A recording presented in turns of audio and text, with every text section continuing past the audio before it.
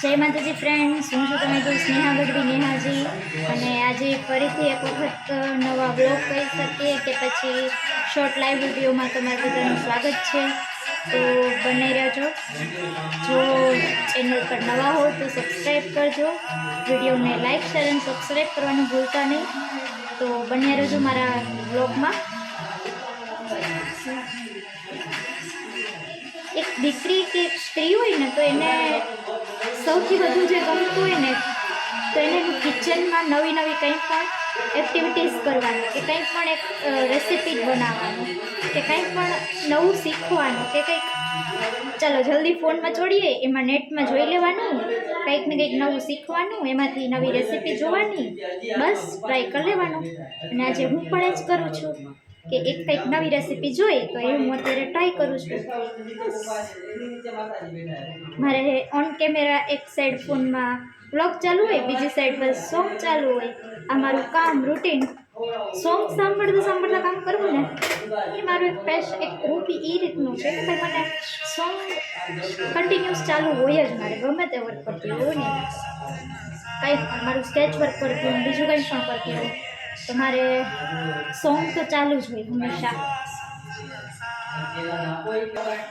Problem કંઈ નથી, problem બસ એક જ છે કે એડજસ્ટ કરવું પડે. એડજસ્ટ ઇટ મીન્સ એવું નહીં, બટ અમારું જે રસોડું છે ને એ થોડું બહુ એટલે બહુ આમ કંઈ કે નાનકડું લાગે છે. તો ક્યારેક મને અને મમ્મીને આમ ચીડ ચડી જાય કે આમાં એડજસ્ટ કરવું છે ને બહુ આમ અનકમ્ફર્ટેબલ ફીલ થાય કે આમાં કેમ એડજસ્ટ કરવું. એક માણસ બી આમ ઊભું રહેવું હોય ને તો આમ વિચાર કરવો પડે, એટલે એવું બધું હોય છે. પણ એડજસ્ટ કરવું પડે, ચાલે બધું.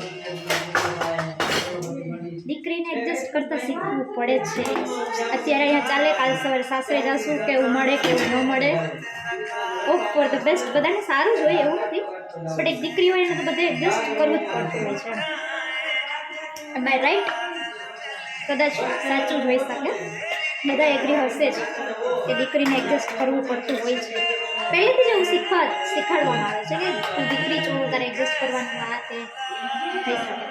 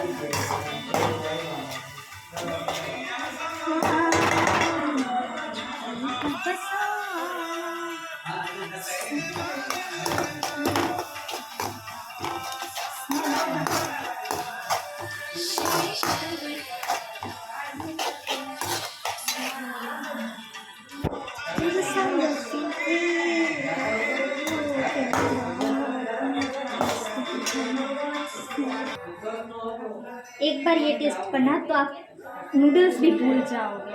मैंने ऐसी मस्त रेसिपी बनाई है, आप भी टेस्ट करना करके. मस्त तेरा रास्ता.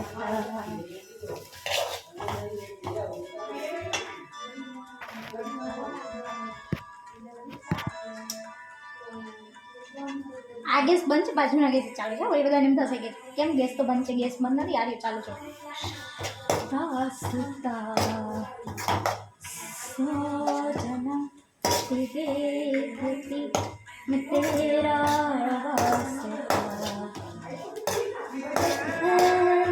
सब मेरा तेरे हवाले कर दिया.